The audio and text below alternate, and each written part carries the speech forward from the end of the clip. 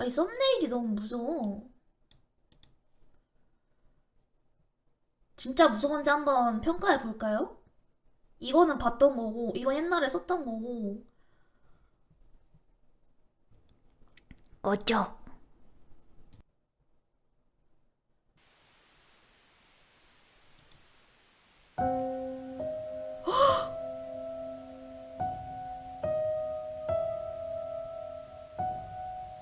개 무서워. 저예요님 도와요.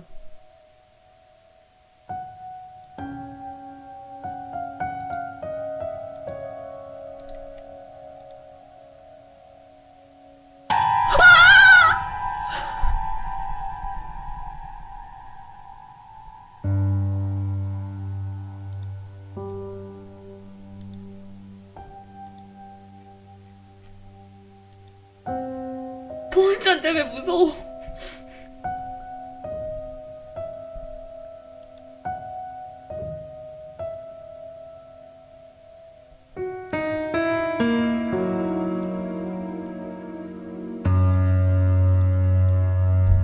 무섭잖아. 13일에 금요일 심야 괴담의 두 번째 시간. 놀래는 척 하긴 크크. 그니까 크크. 아 이거 놀래는 척 하긴.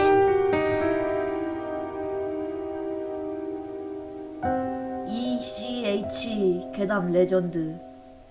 진시황은 아직 살아있습니까?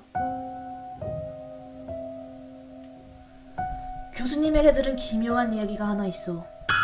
일단 그 교수님은 중국어 교수님이신데, 이거 좀 줄여봐.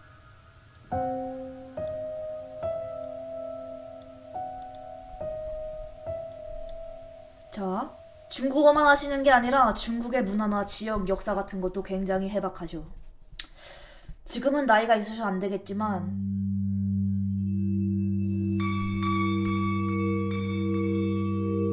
ECH 아니야? ECH 아니야? 직접 중국 이곳저곳을 돌아다니기도 했다고 하더라. 이건 지금으로부터 몇십 년 전, 그러니까 교수님이 아직 젊었을 적의 이야기지. 지금은 중국 여행을 하는 게 쉽지만 92년 한중 수교 이전에는 쉬운 일이 아니었다고 하더라. 야, 소리가 너무 큰 것 같다, 야.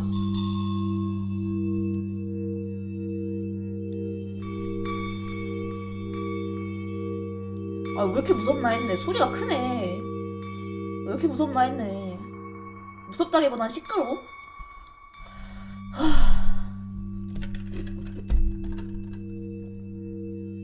아, 맞다. 그것도 켜야 돼. 이거 내가 준비했거든요.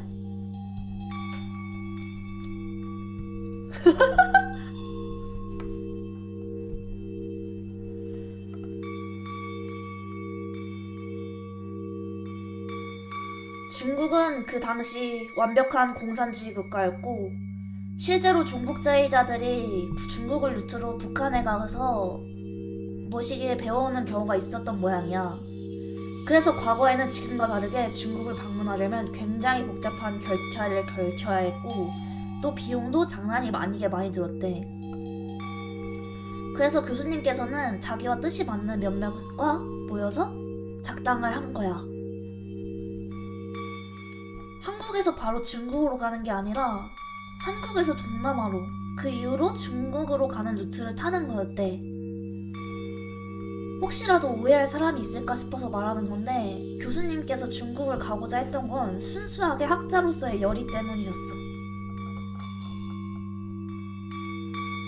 당시의 중국은 미지의 세계나 다름없었고, 대학생들이나 학자들도 진짜 몇십 년 전에 나오는 교재로 공부하고 있었다고 하더라. 그러다 보니 자연스럽게 중국 문화 연구는 상당히 열악할 수밖에 없었고, 그래서 순수한 의도로 중국 여행을 간 거지 불순한 의도가 있었던 건 아니야. 이제 사연 낭독자가 설명을 하네요. 영도 잠깐 내렸고요. 그런데 문제가 생겼어. 동남아만 해도 입국 심사가 탈락한 거야. 당시 한국은 전쟁 이후였어서 상당히 못 사는 나라였고 그 때문에 불법 취업 문제가 꽤나 골머리를 썩혔나봐. 그래서 교수님께서는 일본을 거쳐서 중국으로 가는 루트를 세웠어. 잘은 모르지만 일본에서 동남아로 가는 거는 상당히 수월했나봐. 교수님과 친구분들은 그 말을 믿고 일본으로 가셨대.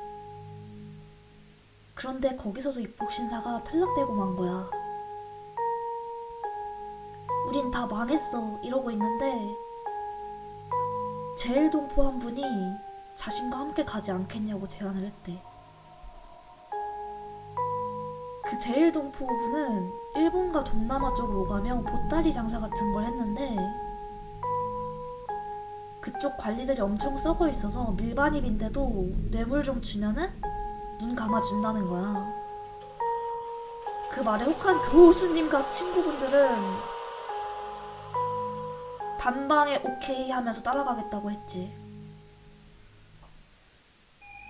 사실 그거 말고는 방법도 없었고 말이야. 다행히 그 방법이 통해서 동남아까지는 무사히 도착을 했어. 근데 당시 중국의 상황이 좋지 못했는지 동남아에서의 중국으로 입국이 불가능해졌대.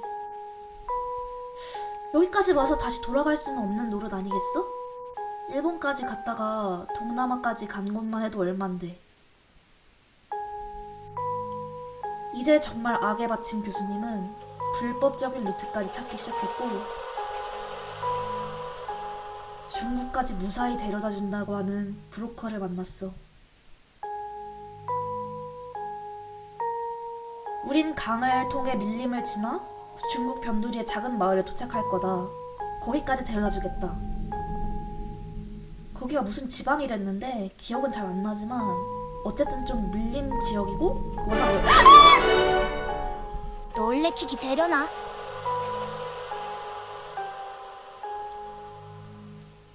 바다 코코넛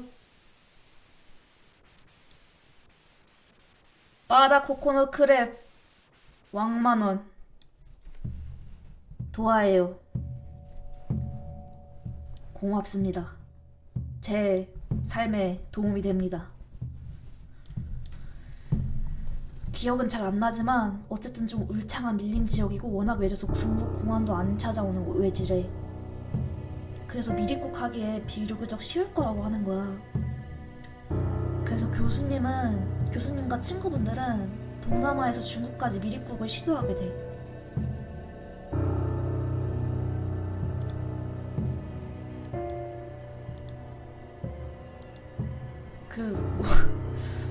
브로커는 트럭과 지게차를 번갈아서 타고 갔는데 처음에는 자신을 일본의 가전제품 같은 거를 가져가는 상인이라고 소개했대. 다들 알겠지만 공산주의 국가인 중국은 외제품에 굉장히 민감하거든? 하지만 잘 사는 상류층은 알게 모르게 그런 사치품을 사모으는 걸 즐긴대. 스릴도 즐길 겸 일단 외제가 더 좋으니까. 그래서 그게 상당히 돈벌이가 된다고 했대. 교수님과 친구분들은 그 말만 믿고 따라갔고 그런데 같이 다닌 지 한 4일쯤 됐을 때 정말로 우연히 일행의 짐을 순수한 의도로 뒤지다가 그 사람이 뭘 가져가는지 알게 됐대. 그건 다름 아닌 마약이었어. 일본의 전자제품을 가져간다는 건 완벽한 거짓말이었던 거지. 혹시 중국이 아편전쟁 이후로 마약에 대해 굉장히 민감한 거 알고 있지? 마약은 가지고만 있으면 외국인 내국인 할 것 없이 바로 그냥 사형 때려버렸어. 이쯤 되다 교수님은 브로커와 함께 다니는 것이 슬슬 불안해지기 시작했어. 만약 잘못 걸려서 공안에 발각되면 자기들도 끌려가서 그 즉시 사형일 뿐더러 브로커는 총도 가지고 있었거든. 만약 실수로 눈치챈 모습을 보였다가는 죽임을 당했을 수도 모르는 거야. 몇십 년 전 중국이라고 생각해줘. 그 나라는 지금도 그런 게 있지만 그때 당시엔 심심하면 사형을 내리는 나라였으니까.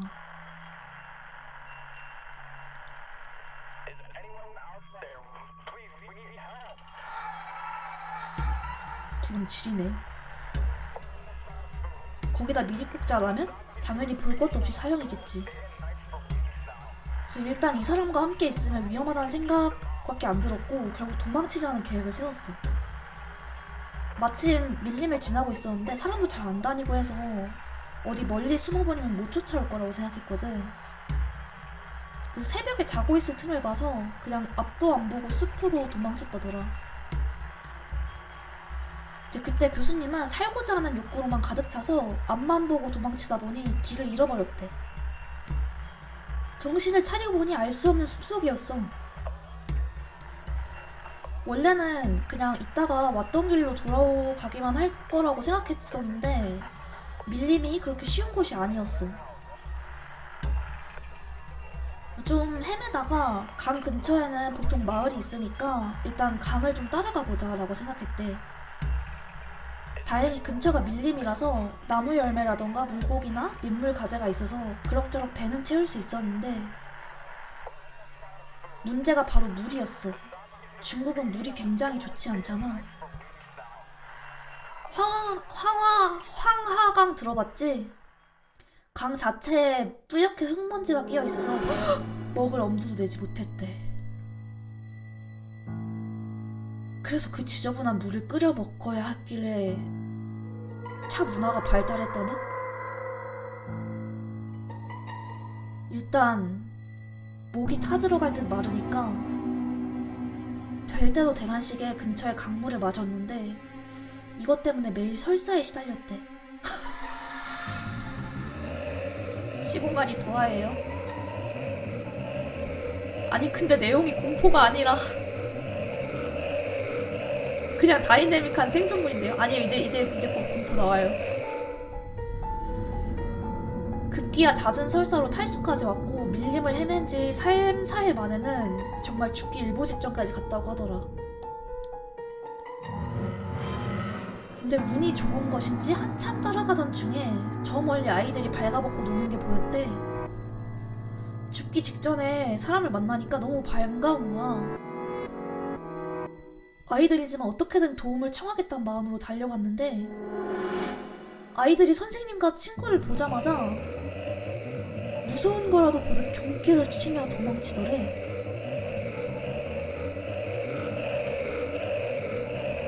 교수님께선 여기서 아이들을 놓치면 난 죽을 수밖에 없다라는 생각이 들어서 뛰는 아이들을 무작정 쫓아갔어. 물론 교수님과 친구분들은 탈수로 힘이 없었지만 어른이 앞지르는 거는 어려운 일이 아니잖아? 그래서 아이들을 쫓아서 막 달렸는데 아이들이 갑자기 벼랑 틈으로 사라지듯이 사라졌대. 그 벼랑 틈으로 들어가 보니까 조그마한 촌락이 있었대. 근데 그 마을이 우리나라 새마을운동 당시 엄청나게 노후화된 시골 같았던 거야.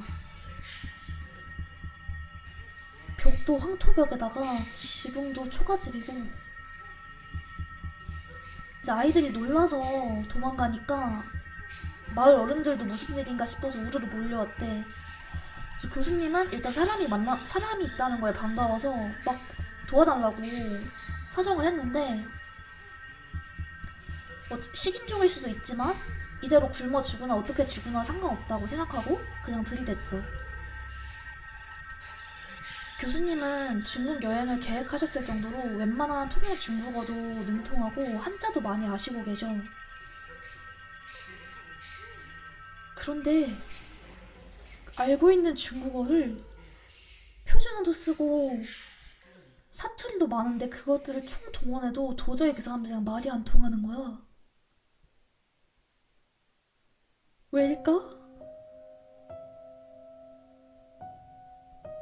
하지만 일단 지금 꼴이 말이 아니기 때문에 바리랭귀지로 힘들어 죽겠다, 물 좀 달라는 식으로 하니까 마을 사람들이 점차 경계를 풀더니 무기나 먹을 걸 갖다 줬어. 그렇게 좀 정신을 차리고 보니까 그 마을의 촌장으로 보이는 뭐야 아까 나돈 부른 거 아니야? 아이씨 똑같은 거 또 나오네. 씨. 그에 준하는 사람처럼 보인 사람이 왔대. 이 사람이 하는 말이 너무 방언이 심해서 도저히 못 알아듣겠는 거야. 분명 이게 중국어 같긴 한데 중국어가 아닌 것 같은 그런 기분? 표준어만 공부하다가 제주도의 혼자업소에는 무슨 말인지 알 수도 없잖아? 그런 식이었나봐. 근데 이 촌장이 계속 한 가지만 말하더래.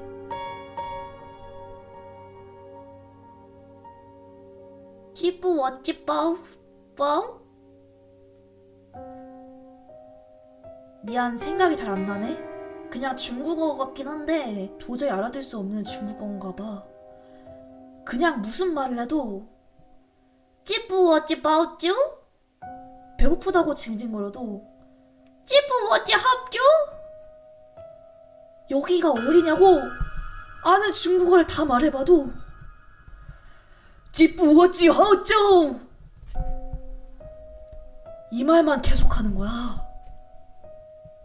그래서 도저히 말이 안 통하니까 답답해서 교수님께서 번뜩 생각이 나서 메모장이랑 볼펜을 꺼내셨대. 이제 그들도 글자는 있을 테니까 한자로 의사소통을 하려고 했던 거지. 그 노인은 이제 메모장과 볼펜을 신기한 듯 이것저것 눌러보면서 막 둘러보더니 글을 쓰기 시작했대. 그런데 이게 참 이 사람들이 쓰는 한자는 정말 듣도 보도 못한 한자라서 알아보질 못하겠는 거야. 한 몇 시간쯤 답답한 상황이 지속되니까 이제 양쪽 다 포기를 했어. 모든 걸 포기했어. 일단은 그 마을에서 묵기로 했는데 그 사람들 모두 좀 이상한 점이 있었어. 일단 교수님이 가지고 있는 거랑 입고 있던 물건들을 진짜 신기하게 쳐다보는 거야. 게다가 여자고 남자고 털이 수북해서 멀리서 보면 원숭이가 아닐까 의심될 정도였대. 막상 먹고 자는 게 해결되니까 삶의 끝에서 죄송합니다. 삶의 끝에 다달라 있었던 학구열이 떠올라 교수님이랑 친구분은 이게 기회다 싶어서 마을 이곳저곳을 막 뭐라도 보려고 돌아다니곤 했대. 딱히 말리는 사람도 없고 말이야. 특히 이 사람들이 무슨 노동요처럼 들리는 걸 불렀는데 무슨 뜻인지 모르겠지만 그냥 최대한 비슷하게 외웠대. 나중에 이 언어가 어떤 건지 학구열의 궁금증을 해소하는 데 도움이 될 거니까 말이야. 그렇게 며칠을 지내다 보니까 체력이 좀 회복되었는데 그 마을 촌장이 다시 부르는 거야.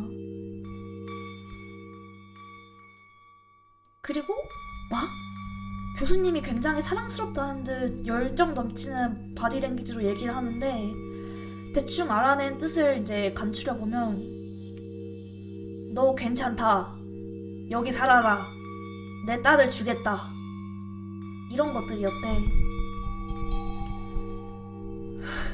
잘은 모르겠지만 교수님께서 말씀하시기는 오지 마을에서는 전부 이웃이니까 전부 가족 같은 관계라서 근친상간을 피하기 위해서 이렇게 외국인들이랑 결혼을 시키는 경우가 많았대.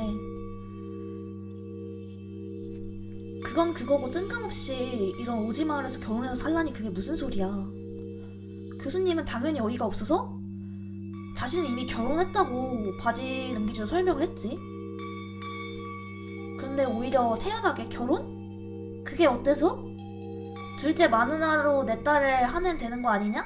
이런 식으로 좀 더 강수를 두더래. 이건 아닌 것 같다. 마치 강압적으로 정수기를 사는 듯한 그런 강압적인 분위기가 만들어지자 이제 떠나야겠습니다 라고 말을 했대. 근데 촌장은 막 오지 말 하렘? 미쳤니? 촌장은 얼굴에 불 켜며 화를 내면서 갑자기 얼굴에 불 킨다는 것도 개웃겨졌는데? 얼굴을 붉히며 화를 내면서 투네! 아, 영상원 이따가 보겠습니다. 너네들 여기서 살아. 너네들 못 가. 안 그러면 죽어. 이렇게 말을 무시무시한 얼굴로 협박을 했대.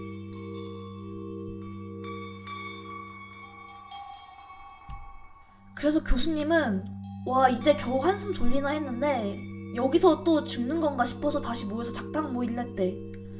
적다 보니까 교수님은 작당 모의 한 거밖에 없는 것 같기도 하다. 어쨌든 그러고서는 마을 사람들이 밭일을 한 틈을 타서 또다시 밀림으로 막 도망쳤다고 하더라고. 풀 같은 거에 생채기도 많이 났대.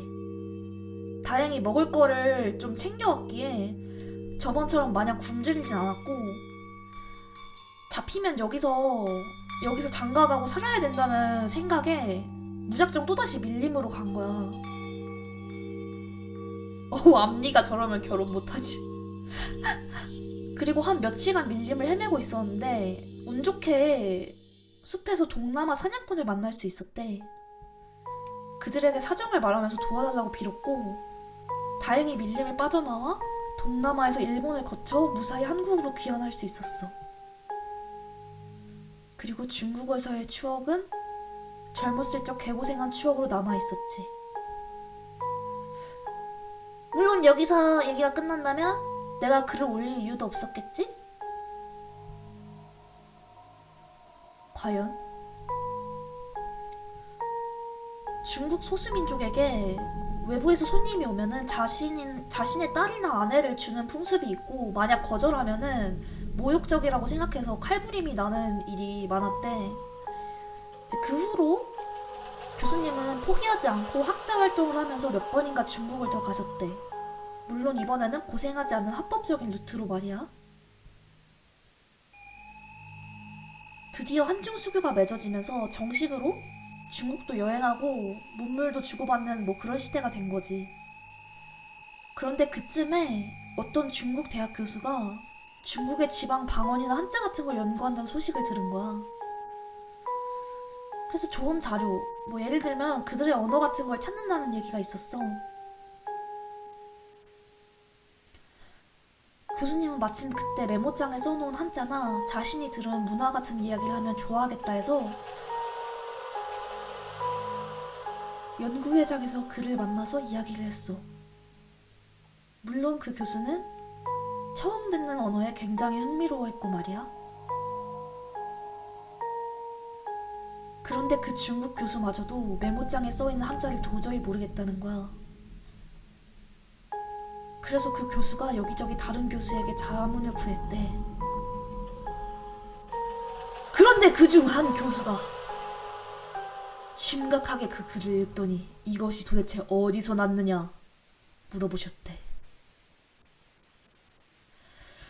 그래서 교수님은 그냥 제가 젊을 때 이런저런 일이 있어서 가게 된 곳의 언어입니다 라면서 쿨하게 말씀하셨는데,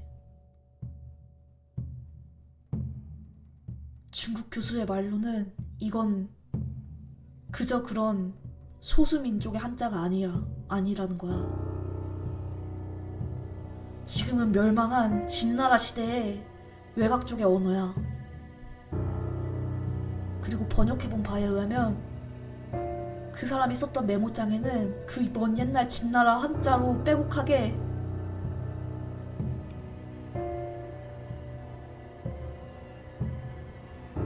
진시황은 이제 죽었습니까? 진시황은 이제 죽었습니까? 진시황은 이제 죽었습니까? 진시황은 이제 죽었습니까?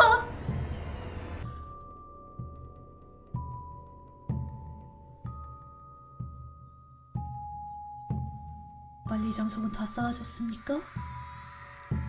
만리장성은 다 쌓아졌습니까? 만리장성은 다 쌓아졌습니까? 만리장성은 다 쌓아졌습니까?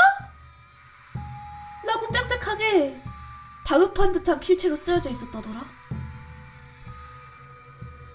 이 사실을 알려지면서 중국 학계가 한번 발칵 뒤집혔는데, 중국에는 전설처럼 노인의 설화가 내려온다더라. 도희님 도화예요. 일종의 상상의 동물인가? 진나라 시대 때 만리장성 부역과 전쟁이 무서워 도망친 사람들이 숲으로 돌아가 마치 원시인처럼 모든 문물과의 교류를 끊고 마치 원숭이처럼 살아간다는 거야. 그들은 자손 대대로 숨어 살면서 계속 구시대의 교육을 받으며 아직도 진나라 시대 때라고 믿고 있는 거야. 그리고 아직도 진나라 황제는 만리장성을 쌓고 있고, 심지어는 진시황이 불로장생이라서 자신들도 발각되면 그 부역을 해야 한다고 생각하고 있대. 만리장성 부역이 엄청 고된 일이었고 실제로 많은 사람이 죽었다고 하더라고. 어쨌든 그들은 그 벼랑 속에서 진나라가 멸망한 뒤 몇천 년이나 됐는데 아직도 숨어 살고 있는 거지. 그 일로 충격을 받고 그 후에 교수님께서는 다시 문화 연구를 위해 중국을 다니다가 어제 만주 지방을 들렸는데 거기서 만주어랑 중국어가 굉장히 유창한 할머니 한 분을 만났나봐. 만주어는 지금도 쓰는 사람이 없어서 곧 없어질 언어라고 생각되는 문제가 많은 언어야. 중국에 방문했을 당시의 상황은 비슷했고, 어쨌든 그 할머니를 자주 찾아뵈면서 만주어에 대한 이런저런 연구를 하는데 어느 날 할머니가 유독 귀에 익은 노래를 흥얼거리시던 거야. 그때 그 마을에서 들었던 그 노동요였던 거지.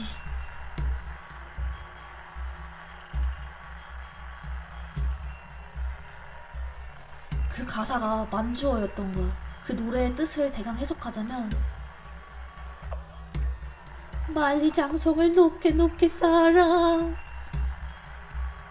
뭐 이런 뜻이었더더라.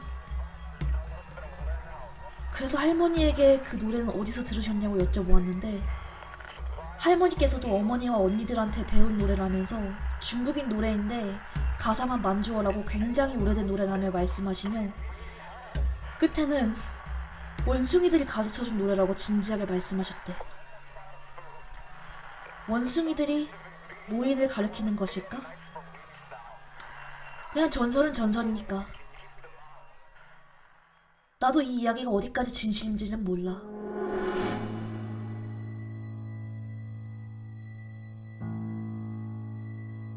하지만 교수님이 지루한 수업 시간을 타파하기 위해서 거짓말을 괜히 할 사람은 아닐 거라고 생각해. 노역을 피해 최대한 멀리 도망치다 보니까 그런 오지 숲속까지 찾아들게 되고, 그렇게 오랜 시간 동안 외부와 격리된 채 아직까지 그런 모습으로 살고 있는 건지도 몰라. 중국은 워낙 넓으니까.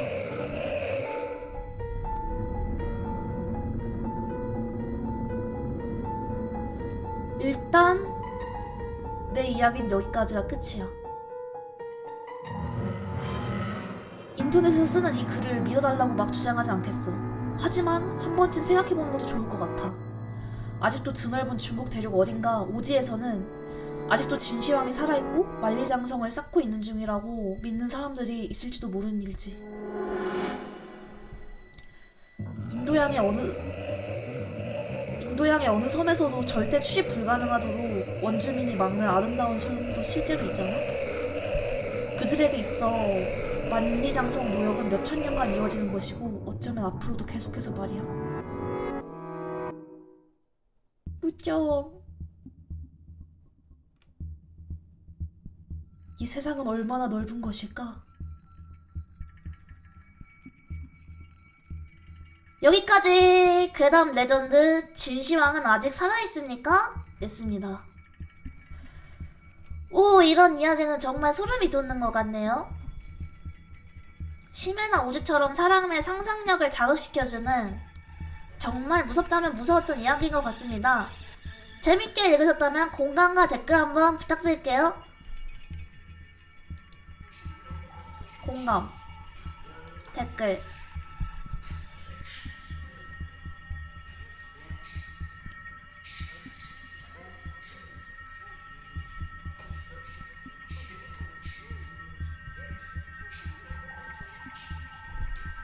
비난충들.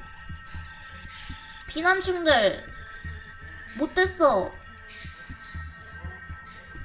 2CH는 일본 사이트인데 글쓴이는 한국인. 크크크.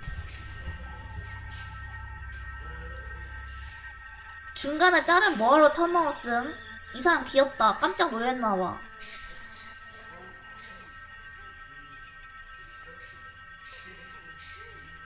제작자 흐뭇.